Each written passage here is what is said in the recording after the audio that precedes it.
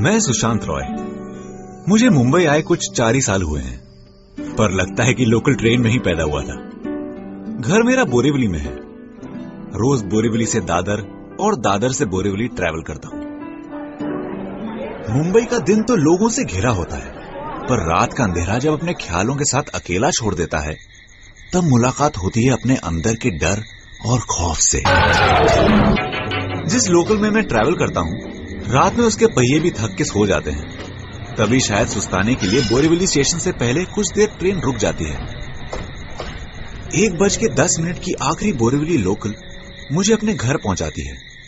अगर थकान के मारे आंख लग भी गई तो एक जगह आके खुलती जरूर है। बोरीवली स्टेशन से पहले सीधे हाथ की तरफ आग जलती देखता था। रात का अंधेरा, ना किसी को कभी अंदर आते देखा, ना बाहर जाते। फिर ये आग जलती कैसे थी? जवाब तो मिला, पर वो जवाब सवाल बन के शायद हमेशा मेरे साथ रहेगा। कितनी बार हमारे साथ ऐसा होता है, रात में ब्लैंकेट पैरों से हट जाए तो आंख खुल जाती है। कहते हैं मुसीबत उल्टी तरफ से ही आती है। भूत, प्रेत, आत्माएं, इनसे डर तो सबको लगता है। लेकिन अगर मैं आपसे ये कहूं कि मैंने आत्माओं से बातें की हैं, आप अपना सारा काम छोड़ के मेरी बात सुनेंगे? सुनेंगे ना? 4 साल पहले मुंबई आने के बाद शुरुआत के दिनों में घर वालों की बहुत याद आती थी। एक वीकेंड प्लान किया था कि बरेली वापस जाके घर वालों को सरप्राइज दूं। निकल पड़ा। घर पहुंचा, घर वालों ने पिकनिक का प्लान बना लिया। मेरी कजन है स्वाति, हमेशा खुश। पिकनिक के लिए भी सबसे ज्यादा वही एक्साइटेड थी। पिकनिक का एक दिन निकल गया। अगले दिन स्वाति गायब हो गई। बहुत ढूंढा, 2 घंटे हो गए। तभी किसी ने कहा, अरे वो बगल वाले कॉटेज में तो नहीं चली गई? हाँ, हो सकता है, बच्चे दिख गए होंगे, खेलने में लग गई होगी ना। सुशांत जरा देख तो। मैं चला गया स्वाति को ढूंढने। कॉटेज को बाहर से देखा तो लग रहा था कि अंदर कोई नहीं रहता। गेट खोला। स्वाति! स्वाति मिल तो गई, पर क्या वो स्वाति ही थी? स्वाति! एक कोने में घंटों बैठी रहती, हर बात पे रो पड़ती। उसकी आंखें ऐसी जैसी अचानक उसकी उम्र 20 साल बढ़ गई हो। साड़ी दो ना। कभी साड़ी पहनने की जिद करती तो कभी सिंदूर लगाने की। उस खाली कॉटेज से मैं सिर्फ स्वाति को लाया था, या उसके सहारे कोई और भी बाहर की दुनिया देखना चाहता था? इस बात को 4 साल हो गए, पर खाली घर में, सुनसान रास्तों पर या खाली ट्रेनों में हमारे अलावा और भी कोई होता है? इसी सवाल से शुरू होती है मेरी कहानी। सुना है आसपास इंसानी हंसी आत्माओं को अपनी तरफ खींच लाती है। बहुत ज्यादा डर भी उन्हें आपके पास आने के लिए उकसाता है। मुंबई की एक बात मुझे बहुत अच्छी लगती है। यहां पर लोगों से बातचीत करने के लिए उनको जानना जरूरी नहीं है, खास करके ट्रेन में। बोरीवली स्टेशन से कुछ पहले जो जलती हुई आग मैं रोज देखता था, एक दिन पूछ ही लिया, ये क्या है इस तरफ? अरे भाई साहब, ये इस तरफ क्या है? अरे कार शेड है, रात में ट्रेन वहीं जाके रुकती है। अच्छा, लेकिन ये जगह कुछ अजीब नहीं लगती? रात में तो हर ही जगह अजीब लगती है। हाँ भाई, रात में ज्यादा इधर उधर मत देखो, सीधा घर निकलो, वरना विनय जैसा हाल होगा। विनय हमारे साथ ही आता जाता था। रात को स्टेशन की तरफ जा रहा था, अचानक उसको लगा किसी ने आके उसका हाथ पकड़ लिया। आसपास तो कोई नहीं था, वो भागा स्टेशन की तरफ। रास्ते में उसे लगा एक हंसी उसका पीछा कर रही है। अचानक कोई आके उससे लिपट गया। बस 6 साल हो गए हैं और अब जाके विनय कुछ थोड़ा ठीक हुआ है। तो भैया सीधा घर निकलो। ये बात यार्ड से होती हुई विनय पे आके रुक गई, पर मेरा सवाल अब भी वही है, उस यार्ड के पास आग क्यों जलती है? अगले कुछ दिनों में ये जवाब मुझे खुद अपनी तरफ खींच ले गया। कहते हैं जब स्पिरिट्स या आत्माएं हमसे कुछ कहना चाहती हैं, तो वो अलग अलग आवाजें निकालकर हमें अपनी तरफ अट्रैक्ट करती हैं। अकेले रास्ते पर चलते हुए पीछे मुड़ के देखने से पहले एक बार ये बात याद जरूर कर लेना। मैं सुशांत रॉय, कोई सवाल मेरे दिमाग में बैठ जाए तो मुझे चैन नहीं आता। ऐसा ही एक सवाल, बोरीवली स्टेशन से पहले सीधे हाथ की तरफ आग क्यों जलती है? क्या है वहां? उस दिन कुछ दोस्त साथ थे। ट्रेन में हमेशा की तरह थकान के मारे मेरी आंख बंद होने लगी।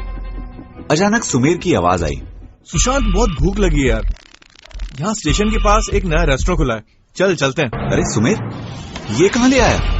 ये यार होटल तो नहीं लग रहा। अरे तू चल ना। अरे ये तो कब्रिस्तान है यार। अरे सुमेर सुन, अंदर कहां जा रहा है? ये क्या है? सुमेर, सुमेर, क्या कर रहा है तू? सुमेर ने कोई जवाब नहीं दिया। वो बस किसी की कब्र पे मिट्टी डाल रहा था। कुछ हिम्मत जुटा के आगे बढ़ा। उस कब्र में मैं लेटा था। मेरी अपनी खुली आंखें मुझे घूर रही थी। अचानक मेरी आंख खुली।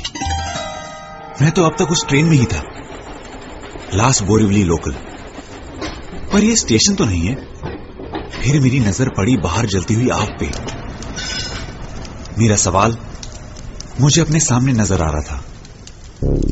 कहते हैं रात को किसी के साथ कब्रिस्तान के बाहर से गुजरो तो चलना नहीं कहना चाहिए। पता नहीं कब्रिस्तान के दरवाजे से कोई आपके साथ चल पड़े। मैं सुशांत रॉय। ये कहानी तो नहीं, आप इसे घटना कह सकते हैं, या शायद दुर्घटना। बोरीवली के लिए आखिरी लोकल पकड़ी ही थी और आंख लग गई। आंख खुली तो अपने आप को यार्ड के अंदर पाया। अचानक ख्याल आया कि मानसी इंतजार कर रही होगी। उसे कॉल कर ही लेता हूं। Hello hello hello. Oh, network चला गया। तभी पीछे से आवाज आई, अरे बेटा जरा हाथ तो देना। इससे पहले कि मैं कुछ सोच पाता, हाथ खुद ही आगे बढ़ गया। ये तो खाली ट्रेन है, आप इसमें क्यों चढ़ रही हैं? मोनू संभाल के चढ़, ऊंचा है, फिर गिर जाएगा। अरे अरे अरे रुको, संभालो, अजीब लोग हैं, खाली ट्रेन में क्यों चढ़ रहे हैं? मोनू टीना का हाथ पकड़।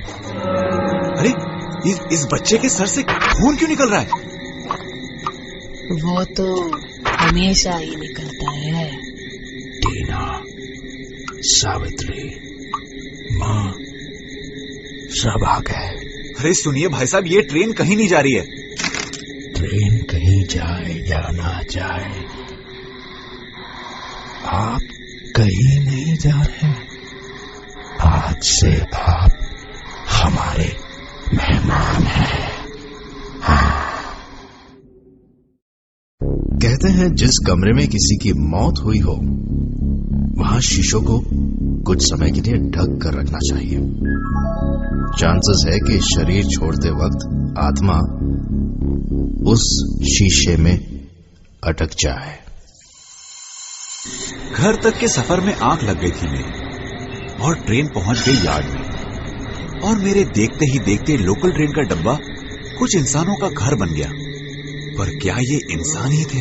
जब उस आदमी ने मुझसे कहा, आप कहीं नहीं जा रहे, आज से आप हमारे मेहमान हैं।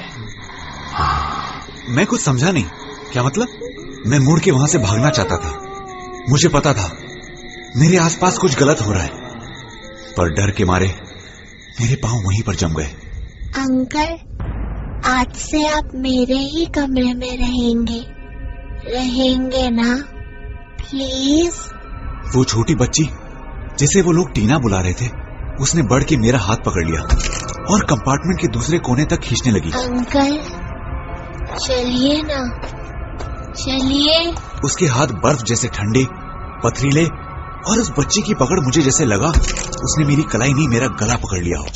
अभी मैं सीट की तरफ बढ़ा ही था कि पीछे से आवाज आई, टीना, रोज कहती हूँ अपना हाथ संभाल के रख, कहीं भी छोड़ देती है। हाँ, मैं डर के पीछे मुड़ा और उसकी मां के हाथ में एक सचमुच का हाथ था। मैंने टीना की तरफ देखा और देखा कि उसका एक हाथ कटा हुआ था।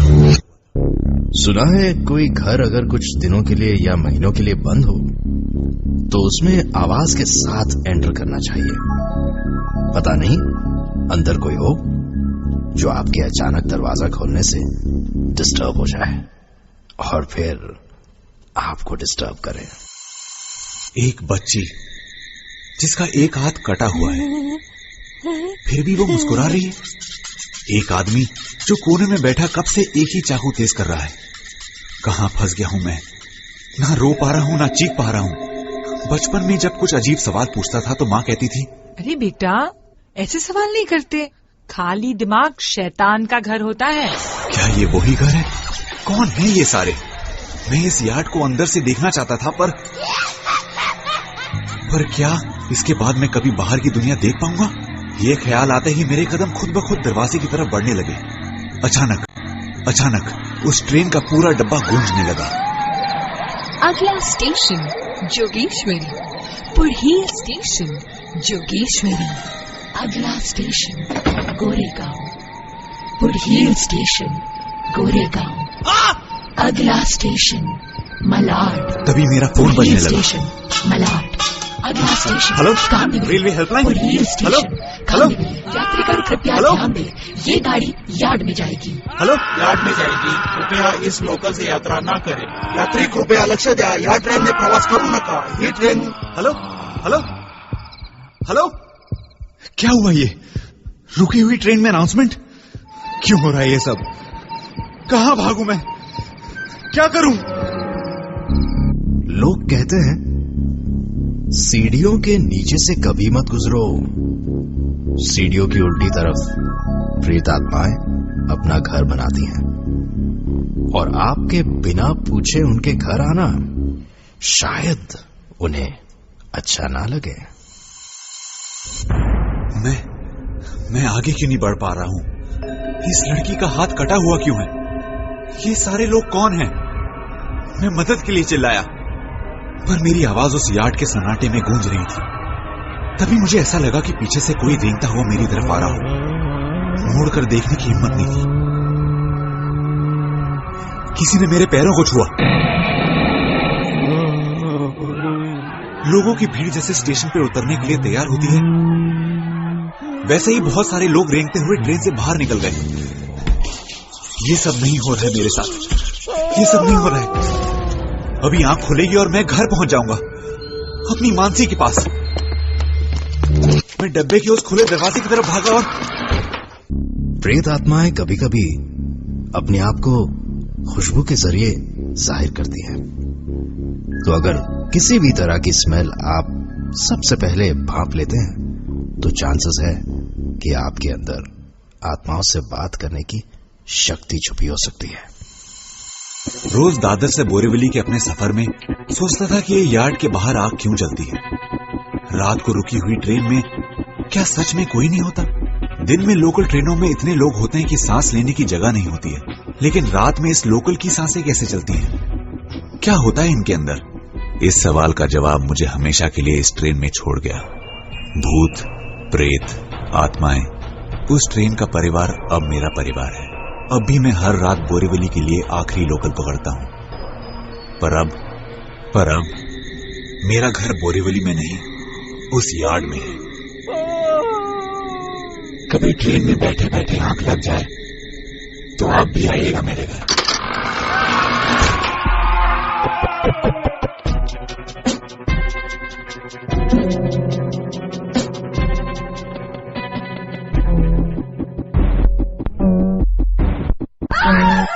इस वीडियो को लाइक करें, हमारे चैनल को सब्सक्राइब कर बेल आइकन जरूर प्रेस करें।